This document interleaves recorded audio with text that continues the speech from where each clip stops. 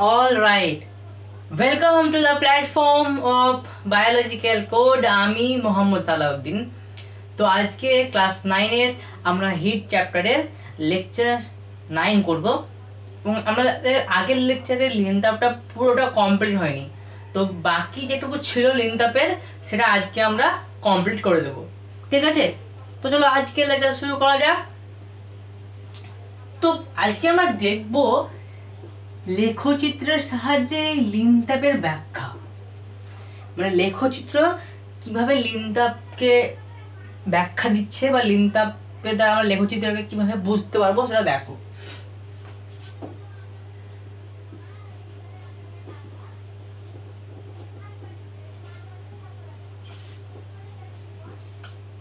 চিত্রের সাহায্যে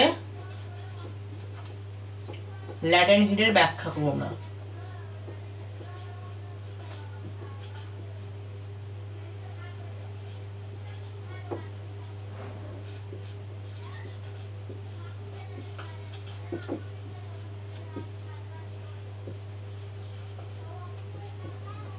ঠিক আছে, তো তাহলে প্রথমে আমরা একটা লেখচিত্র এভাবে এঁকে নিচ্ছি।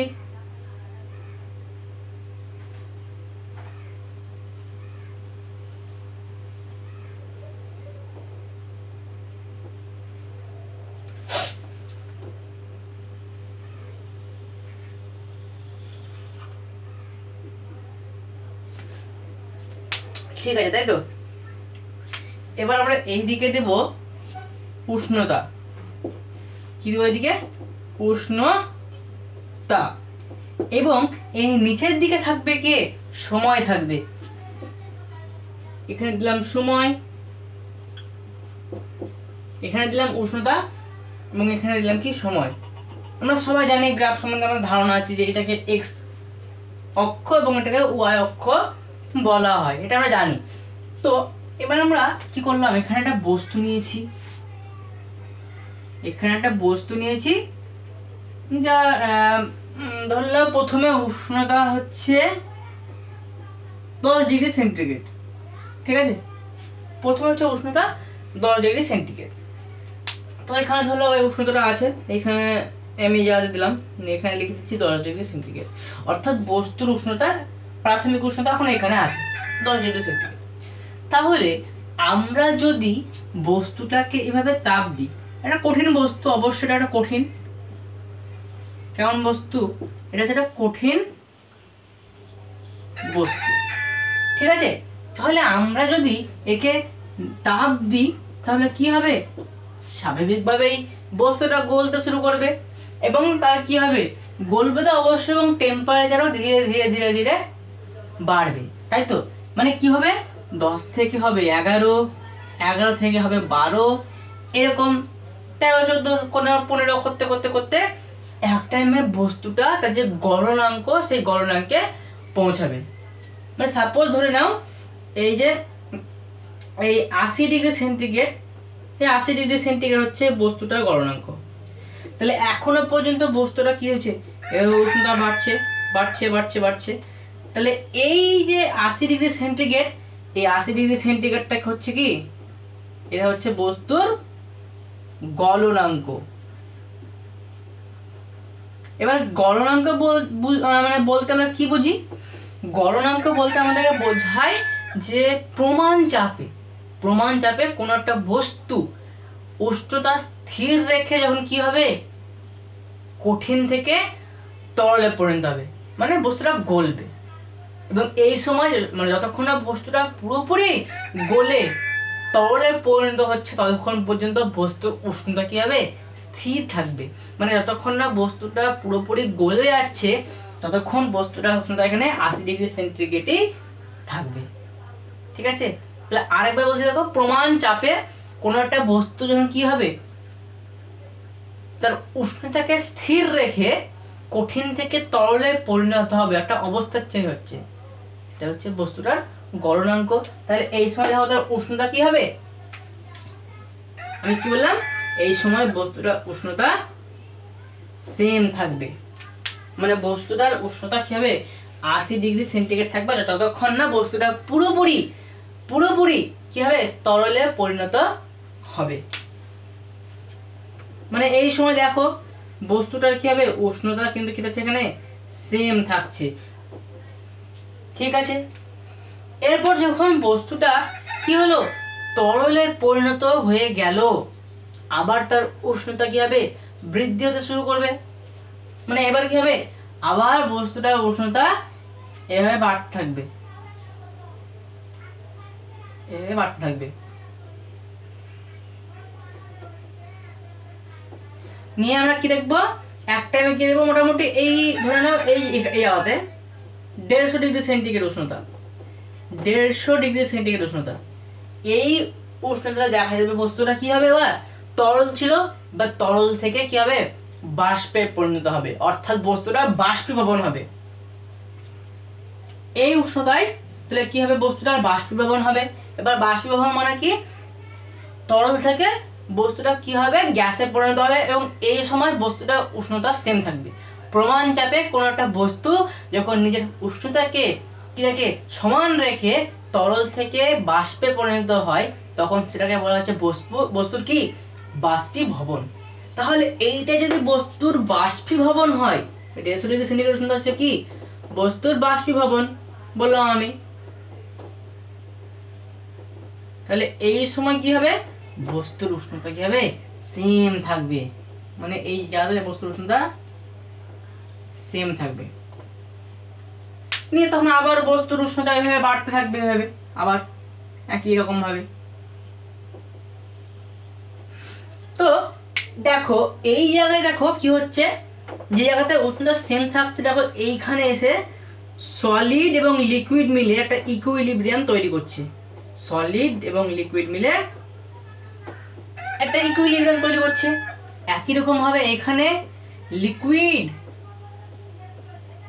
এবং ভেপার, বিতে ভেপার বা আমি গ্যাস লিখলাম না, ভেপারই লিখলাম, কারণ ভেপার মানে হচ্ছে বাষ্প।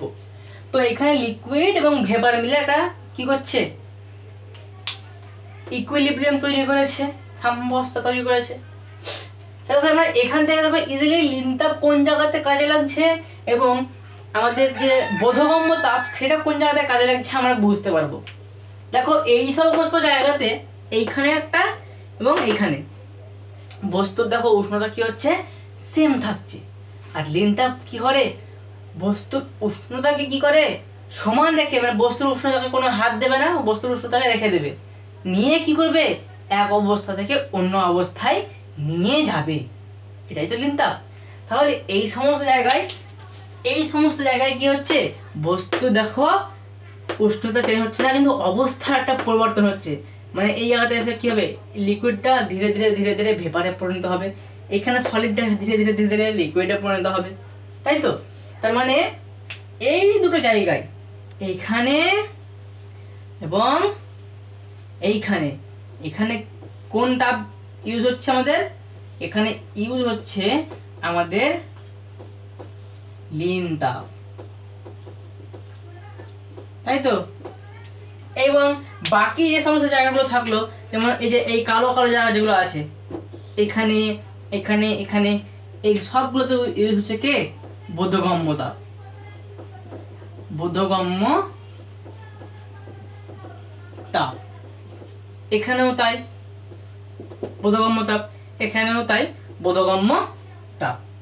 ঠিক আছে, তাহলে অনেক সময় এইভাবে দেখো আমরা খুব সহজে বুঝতে পারলাম, লেখচিত্রের দ্বারা লিনতাপের ব্যাখ্যা দেখো এখানে হয়ে যাচ্ছে। এখানে প্রথমে যখন বস্তুর উষ্ণতা 10 ডিগ্রি সেন্টিগ্রেড ছিল, ধীরে ধীরে তাপ দেওয়ার ফলে তার তাপমাত্রা বা উষ্ণতা বাড়তে থাকলো, এবং 80 ডিগ্রি সেন্টিগ্রেডটা হচ্ছে বস্তুর গলনাঙ্ক। তার গলনাঙ্ক মানে তার উষ্ণতাকে সে সেম উষ্ণতাকে সেম রেখে সে কি করবে, একটা অবস্থার পরিবর্তন হবে। এখানে সলিড থেকে লিকুইড হবে, তাই তখন বস্তুটা প্রথমে কঠিন ছিল, তাহলে 80 ডিগ্রি সেন্টিগ্রেডটা হচ্ছে বস্তুর কি গলনাঙ্ক, এবং এই জায়গাটা লিনতাপটা ইউজ হচ্ছে, কারণ বস্তুর উষ্ণতা চেঞ্জ হচ্ছে না, অবস্থা চেঞ্জ হচ্ছে, তাই এখানে লিনতাপ ইউজ হচ্ছে। একই রকম ভাবে দেখো এখানেও লিকুইড থেকে ভেপারে পরিণত হচ্ছে, তখনও লিনতাপের ইউজ হচ্ছে, কারণ উষ্ণতার কোনো পরিবর্তন হচ্ছে না, কিন্তু এটা স্টেটের পরিবর্তন হচ্ছে, এটা অবস্থার পরিবর্তন হচ্ছে। ঠিক আছে, তো তোমরা ভালোভাবে আবার দেখাও যে তোমরা কোন জায়গাটা বুঝতে পারলে কিনা।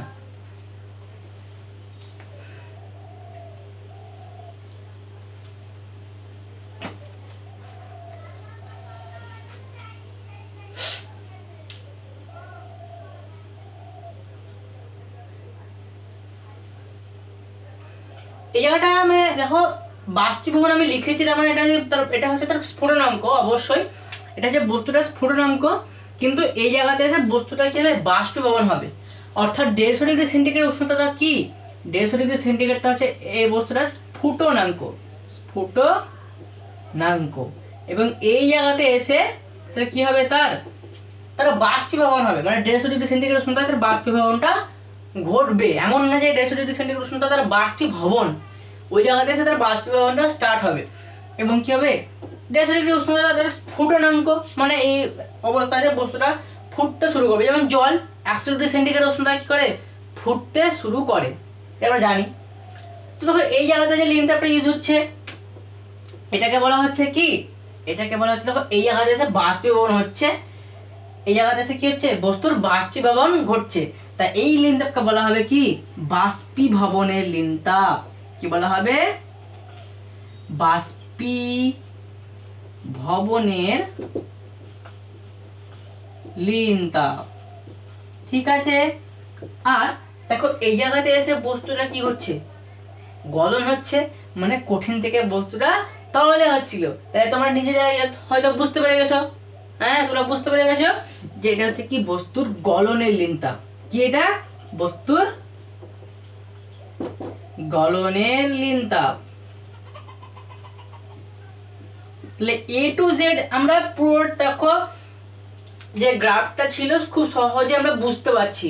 তাহলে কারো কিভাবে মুখস্থ করা দরকার আছে না, তাহলে আমরা দেখো গ্রাফটা খুব সহজে বুঝতে পারলাম। এবং গ্রাফটা কিন্তু তোমরাও মাথায় একটু রাখার চেষ্টা করবে, কারণ অনেক সময় পরীক্ষায় দেয় লেখচিত্রের গ্রাফটা, তোমরা আঁকো, অঙ্কন করো, ব্যাখ্যা করো লেখচিত্রের গ্রাফটা, মানে লিনতাপে যে লেখচিত্রের যে গ্রাফটা আছে সেটা তোমরা ব্যাখ্যা করো। তো তোমরা ভালোভাবে বারবার ভিডিওটা দেখবে, নিয়ে বারবার দেখার পর তোমরা এই জিনিসটা বোঝার চেষ্টা করবে যে কি হবে, দাদা আপনি এইটা করলেন,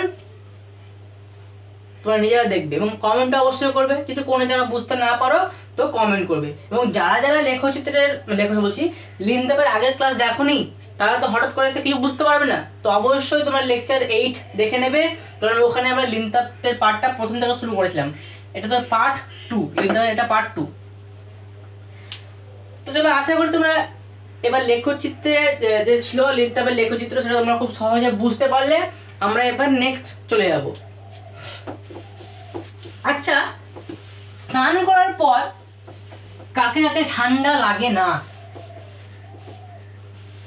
যাদেরকে লাগে না তাদেরকে আমি জিজ্ঞেস করি কেন লাগে না। কারণ স্নান করার পর ঠান্ডা লাগাটাই হচ্ছে স্বাভাবিক। কারণ আমি বলছি দেখো, স্নান করার পর আমাদের দেখবে হালকা হলেও একটু ঠান্ডা অনুভব হয়।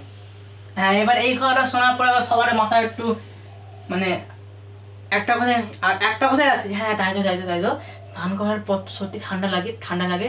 হ্যাঁ, আমিও লক্ষ্য করেছিলাম স্নান করার পর ঠান্ডা লাগে। তাহলে স্নান করার পর ঠান্ডা আমাদেরকে লাগে কেন, তোমরা নিজেরা একবার ভাবো। দেখো এই জায়গাতেও লিনতাপ কিন্তু কি করেছে, কবজা করে বসে আছে।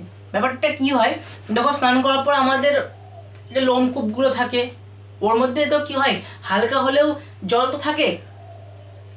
তো ওই লোমকূপগুলোর মধ্যে যে জলটা থাকে তারা কি করে, আমাদের শরীর থেকে লিনতাপ নিয়ে এরা কি হয়, বাষ্পীভূত হয়।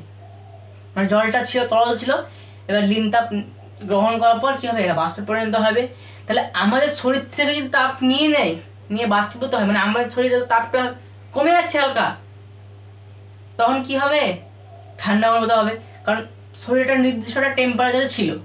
তাহলে যদি তাপ নিয়ে নেয় আমাদের শরীর থেকে, তাহলে আমরা তাপ দিচ্ছি, মানে আমাদের শরীরে তাপের অভাব হবে, তার মানে আমাদের উষ্ণতা ধীরে ধীরে হালকা কমবে, তাই আমাদের ঠান্ডা অনুভব হয়।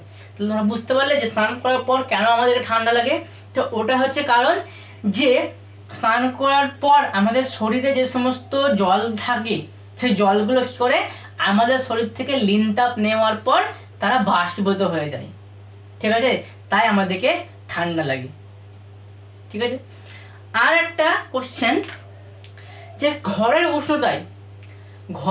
উষ্ণতায় কি আমরা জলকে বা যে কোনো তরল হোক তাকে কি ফোটাতে পারবো? ঘরের উষ্ণতায় কি জলকে ফুটানো সম্ভব? অবশ্য সম্ভব।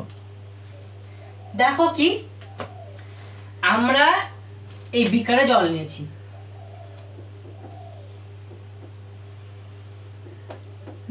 হবে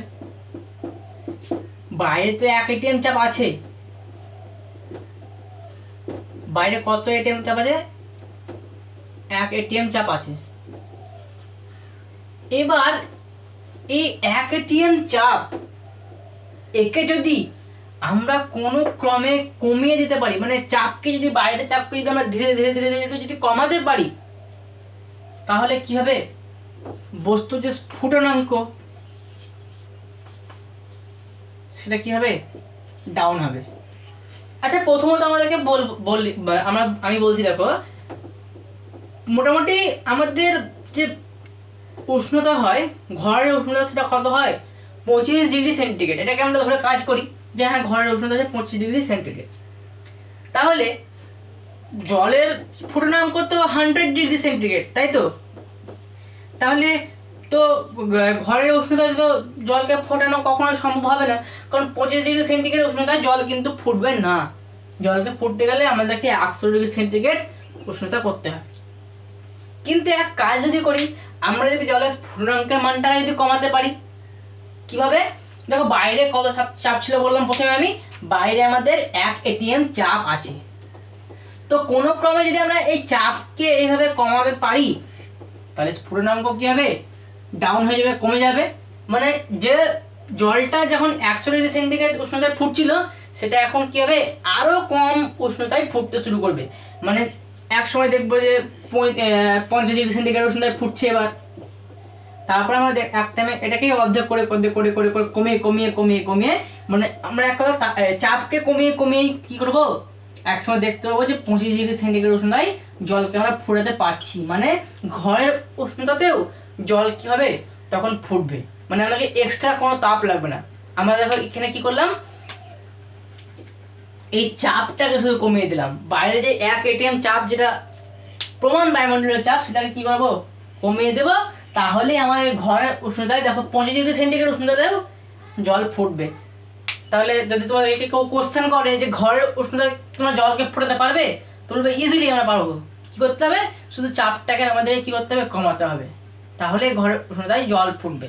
আর স্নান করার পর কেন আমাদেরকে ঠান্ডা লাগে সেটা তোমরা বুঝতে পারলে, এবং লেখচিত্রের দ্বারা যখন আমরা লিনতাবে আজকে ব্যাখ্যা করলাম। তো আশা করি আজকের লেকচার তোমাদেরকে খুব ভালো লেগেছে। অবশ্যই যদি তোমাদেরকে ভালো লেগেছে তাহলে একটা লাইক করে দেবে, এতে আমার ভিডিও করতে আগ্রহ বাড়বে। এবং কমেন্টে জানাবে যে তোমরা কোন জায়গাটা বুঝতে পারোনি, কোন জায়গাটা প্রবলেম হচ্ছে। তাহলে আমি আবার তোমাদেরকে কি করব? ভিডিও বানিয়ে বা যেভাবে হোক আমি অ্যান্সার দিয়ে দেবো বা বুঝিয়ে দেবো। এবং আমাদের চ্যানেলকে সাবস্ক্রাইব করে রাখো, কারণ আমরা এরকমই এডুকেশনাল ভিডিও সবসময় আমাদের চ্যানেলে দিয়েই থাকছি এবং দিয়েই থাকছি। তো তোমরা যদি চাও তো সাবস্ক্রাইব করে রাখো, এবং আমাদের সাবস্ক্রাইব করে রাখলে আমাদের ক্লাসের নোটিফিকেশানগুলো তোমাদের কাছে আগে পৌঁছে যাবে। তাই সাবস্ক্রাইব করে রাখবে অবশ্যই, এবং সাপোর্ট করে এভাবেই। আজকে ক্লাসের জন্য থ্যাংক ইউ।